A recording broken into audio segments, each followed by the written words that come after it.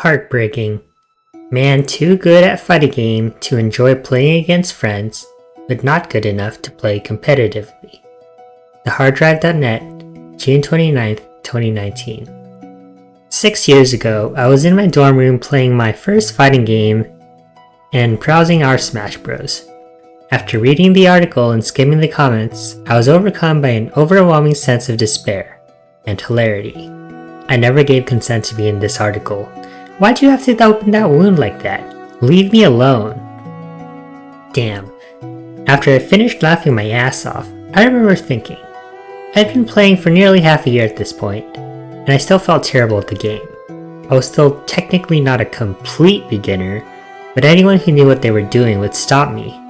I was losing to Wi-Fi Ganondorfs, and I played Inkling, who at the time was considered to be a top-tier character who bodied heavies. I was too afraid to go to my first tournament, and I didn't really understand how to get better.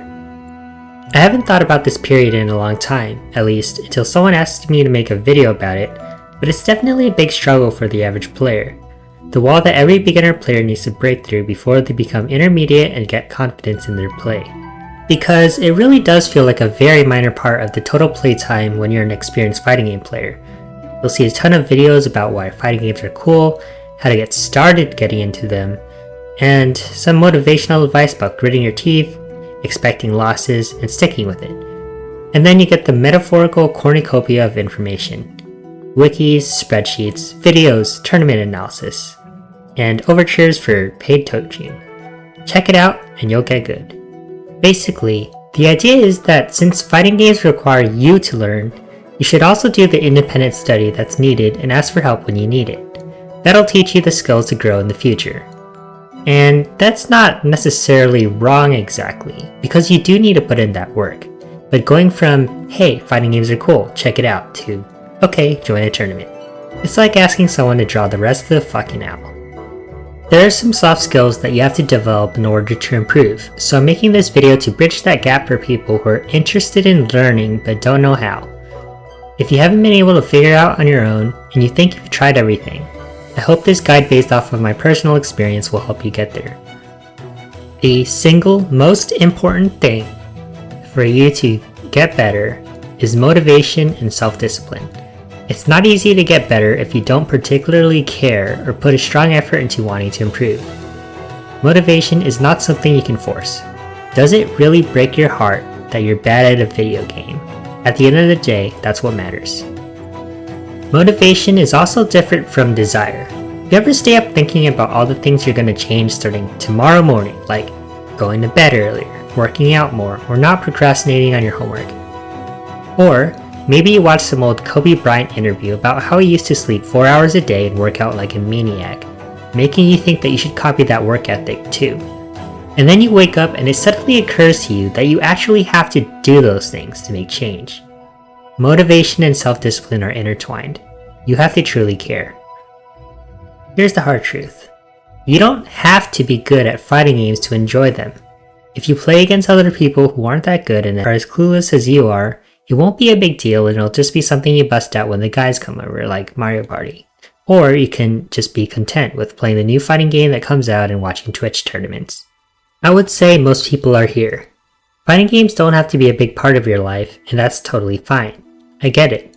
I like listening to music, but I'm probably not putting in the work to learn guitar. But if you don't commit to practicing, you'll never get much better. And the reality is, there's a level of appreciation you only get with a certain level of mastery, but a lot of people quit and get filtered out before they can see it. Fighting games aren't just button mashing. There's a point where you're in full control of your character and someone else has control of theirs, and you guys make decisions and the winner comes out on top. If you want to get to the level where you can have mind games and play the game we're all talking about, you'll need to work for it. Yeah, there are days you'll feel lazy, but your underlying drive to get better will keep you going. The next most important skill is consistency. Yeah, that's a skill. I'm not talking about consistency and not dropping your execution. I mean like real life consistency.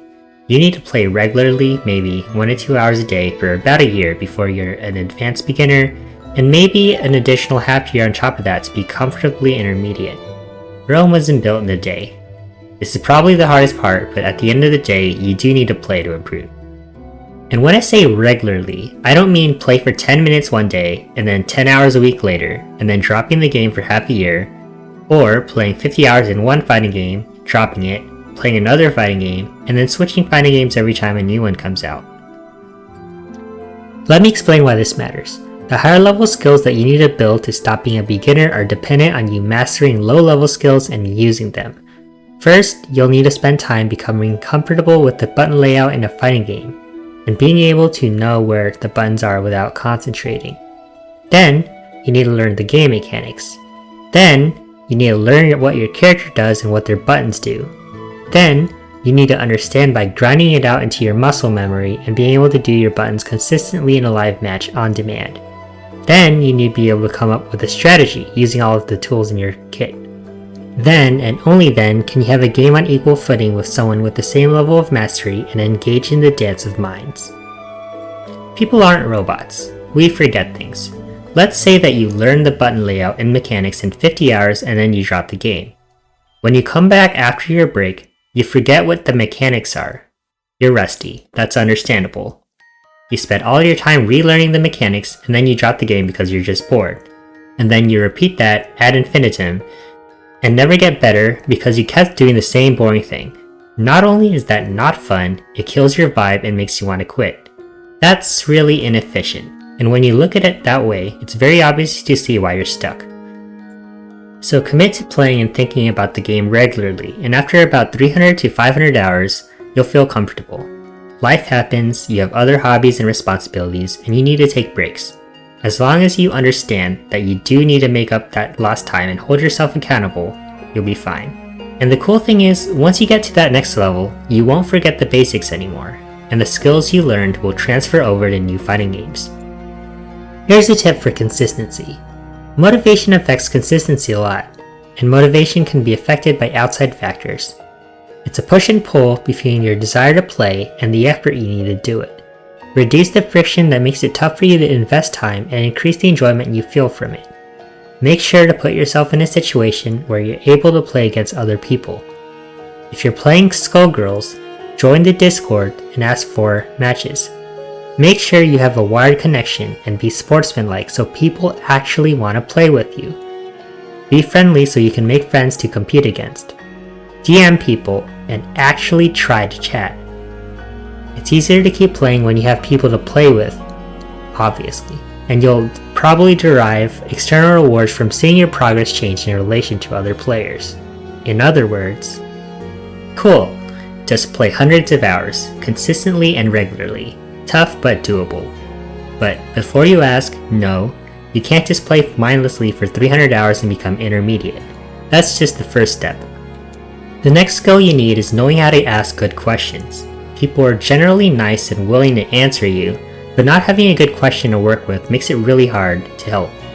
It also makes some people irritated because they might feel like they're repeating themselves. The answer might not even help you. A good rule of thumb is that when asking for advice to improve, you should pose specific, clear, targeted in scope questions that can be answered in an actionable way. Ideally, it should also be clear where you're coming from. I also recommend doing a little bit of Googling since it might already be covered elsewhere. Asking questions that you aren't able to find out by yourself respects other people's time, but it also improves your own ability to be independent and find answers for yourself. At the end of the day, it's you that needs to improve. Here are some questions. Think about whether they're good or poor questions and why. Feel free to pause the video. I'm trash. How do I get better? This question sucks. Get better at what? You'll get 10 well-meaning people giving you good advice, but it's so much information you won't be able to retain anything, and you'll have to ask it again later. Don't do this. Also, anybody could ask this. Like, how are you assessing that you're trash? Maybe you're an okay player having a bad day and a losing streak. Or if you're new and you don't know anything at all, we have a frequently asked questions page for Skullgirls and a beginner roadmap, but we don't know that until you tell us. A better question would be, I just bought Skullgirls and finished the tutorial, what should I do next? So, it's clear where you are and what you know, and there's an obvious answer. Go pick a main and learn a combo and reset. How many frames is Miss Fortune's jab? Good question. but it's not something you have to ask other people. Go to the wiki. Yes, we can tell you, and it's not a big deal if you ask one time, but do it in moderation. People spend a lot of time making community resources, so you should try to make use of them before asking. Think about it. If they don't know, someone will just have to do the same effort to Google for you, and that's just rude. It's important to have questions like this, but you should always try to take a crack at it first. I hate peacock zoning. How do I deal with it? It's an okay question. There are universal tips for countering her, and someone might give general advice. But a better question might be, I am playing a solo Parasol and I'm struggling to deal with Peacock's zoning pattern in neutral. What should I do and look out for? It's really clear why you're having a problem and what you're dealing with, because the character has trouble without some tools like double jump. Someone can give you matchup specific advice about Parasol's tools that you can use to approach in neutral. I keep dropping Philia's Airball Spectral. In the air, sometimes my motion input doesn't work and sometimes it doesn't combo from the previous move. How do I fix this? Great question. It's very clear what you're struggling with and there's a clear answer. It's even better if you provide a video clip with input display on. Someone can give you advice about how to do the motion input properly and then some advice about timing.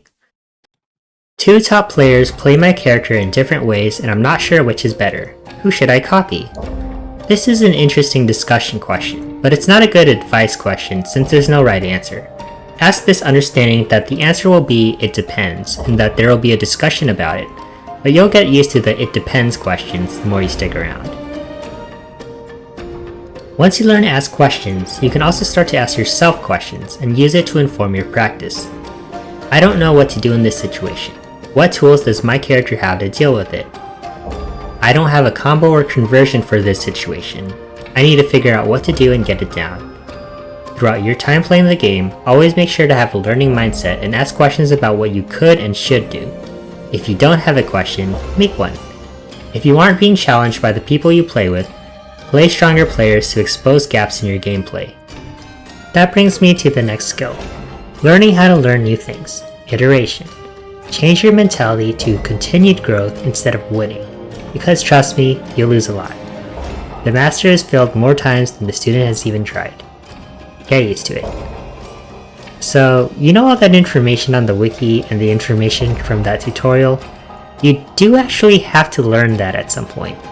So yeah, that does mean sitting down and going to the training room. And there's a difference between knowing something and understanding.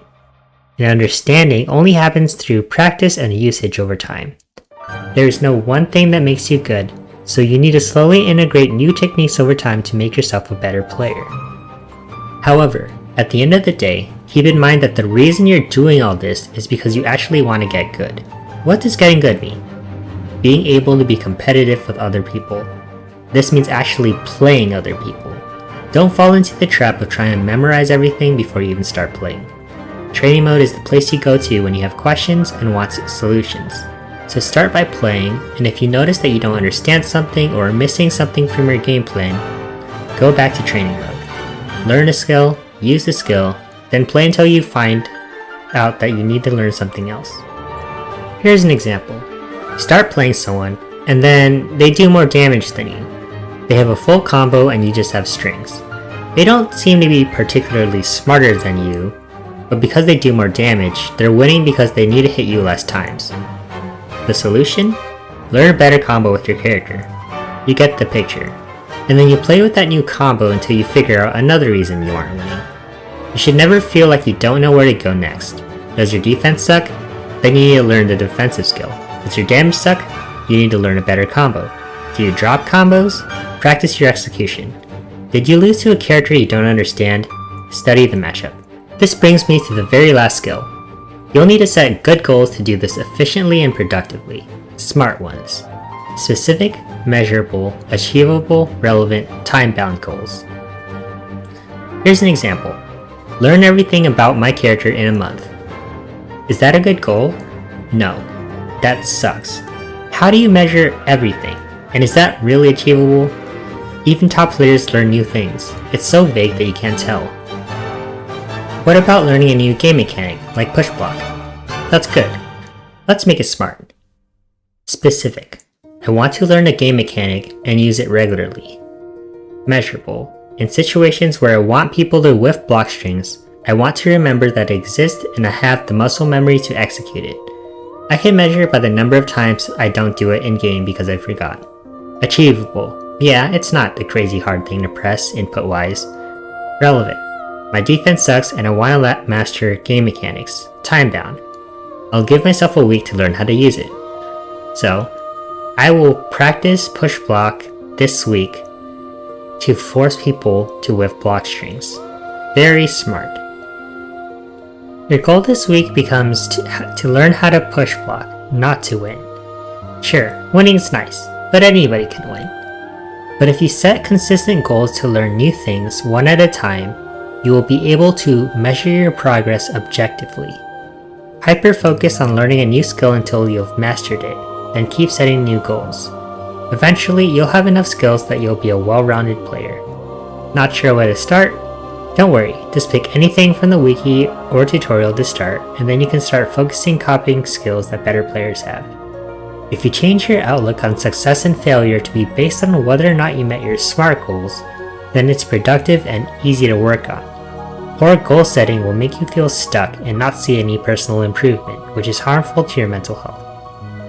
Let's take a look at the article that started it all, and see the underlying goal behind it. I want to be able to be good enough to play competitively. It's not clear at all what this means, and it's not achievable since it's so vague, and there's no real skill requirements to compete in a tournament. Fighting game events are open bracket, so if you have a controller and pay the entry fee, congrats, you're competitive. If your goal is this vague, you'll just keep pushing the goalposts and you'll never be satisfied. Next time you beat up on yourself, consider if it was smart, because if it's not smart, it's stupid. The last thing I want to say is that there's no correct or defined path to improvement. There's no right or wrong order to learning things. Maybe you suck at everything and want to make a lot of goals. Don't fall into this trap.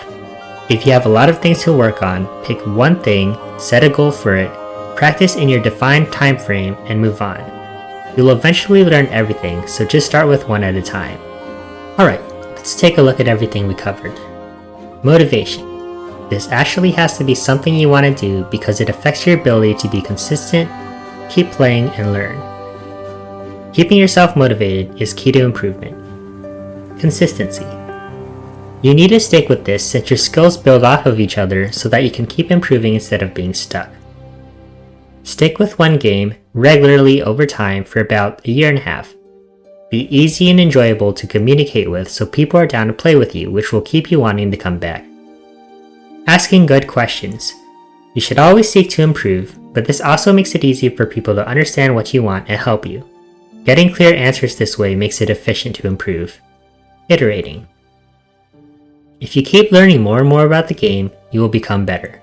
You will always have something to work on, so just add things over time. Goal setting. Use SMART goals so that you'll gradually improve bit by bit and also clearly measure your progress. Over time, you will be able to objectively see your progress through milestones. And that's everything. It's that simple. But not easy. At the end of the day, you do have to commit to improving, and that's a decision you have to make on your own. Here's the thought though. If you've ever gotten good at anything, you'll realize that these skills are broadly applicable. Maybe you already have some of them. That's why it's so easy for people good at one thing to improve in other fields. I promise that if you stick with this, you will get past that beginner wall. And if you don't, at least you understand that it's more of a matter of motivation and time investment than it is some inherent lack of ability on your part. And it isn't necessarily because fighting games are harder than any other competitive sport. Nobody's born knowing how to do quarter circles. Holy shit! The other bonus thing is that if you do get these soft skills down, you will continue to grow as a person and can use these skills elsewhere. Funnily enough, it wasn't until I stopped caring about not being good enough that I started getting better. Anyways, I hope this video helps, and if you have any specific questions, leave a comment. And check out my other beginner videos too. I'll probably make some more eventually. Alright, thanks for watching.